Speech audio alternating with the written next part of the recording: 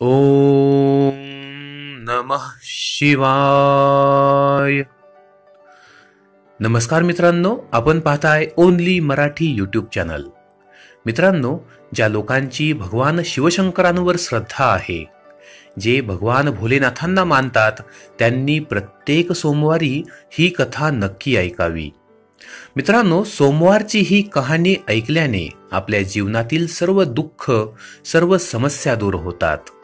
मित्रांनो, अशा घरामध्ये की जिथे ही सोमवारची कहाणी ऐकली जाते, तिथे कोणत्याही प्रकारचं दुःख शिल्लक राहत नाही.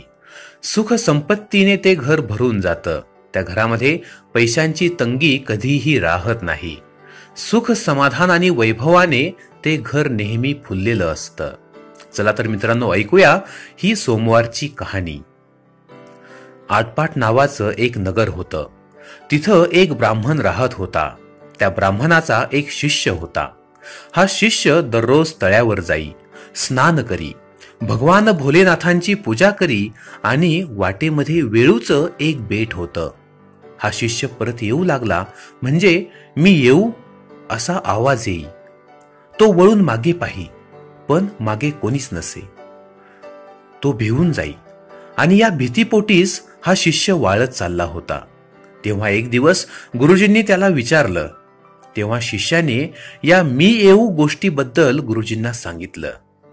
तेव्हा गुरुजी त्याला धीर देत म्हणाले, भिवू नकोस, मागे काही पाहू नकोस, खुशाल त्याला ये असं म्हण, तुझ्या मागून त्याला येऊ दे.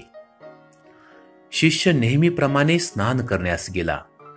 पूजा करून परत येऊ लागला तेव्हा मी येऊ असा आवाज त्याला आला. हा आवाज येताच त्याने उत्तर दिले, हो ये. तो घरी आला. गुरुजींनी पाहिलं, त्याच्या मागोमाग एक मुलगी येत होती. ही मुलगी खूप गुणी आणि सुलक्षणी अशी त्यांना वाटली, सुंदर वाटली. त्यांनी त्या दोघांचा विवाह करून दिला आणि त्यांना राहण्यासाठी एक घर सुद्धा दिलं. त्यानंतर श्रावणी सोमवार आला. हा शिष्य त्याच्या बायकोला म्हणाला, माझी वाट पाहत उपाशी राहू नकोस. असं म्हणून तो उठला आणि भगवान भोलेनाथांच्या पूजेसाठी गेला. इकडे त्याच्या बायकोने थोडीशी त्याची वाट पाहिली. स्वयंपाक करून ती जेवायला बसली. तिने एक घास खाल्ला तेवढ्यात पती आला. आपल्या पुढचं ताट पलंगाखाली सरकवून तिने हात धुतला आणि दार उघडलं. पती घरात आले, नित्यनेम करू लागले. दुसऱ्या सोमवारी सुद्धा असंच झालं. असं 4ही सोमवार झालं. शेवटच्या सोमवारी मात्र नवल घडलं. रात्रीची वेळ होती. ते दोघेजण पलंगावर गेले. त्यांना पलंगाखाली उजेड दिसला.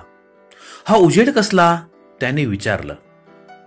ताटी भरल्या रत्नाचा. अगं, ही रत्ने कुठून आणली? ती मनामध्ये खूप घाबरली. तिने सांगितलं, माझ्या माहेरच्यांनी दिली. माहेर? तुझं माहेर कुठं आहे? माझं माहेर वेळूच्या पेटी आहे. मग मला तिथं घेऊन चल. दोघेही निघाली. ती मनामध्ये भगवान भोलेनाथांची प्रार्थना करू लागली.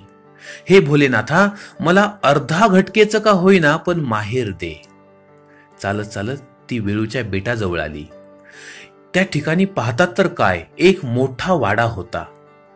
अनेक लोक होते. कोणी म्हणत होतं माझा मेहुणा आला, कोणी म्हणत होतं माझा जावई आला, कोणी म्हणे माझी नणंद आली, तर कोणी म्हणे माझी बहीण आली.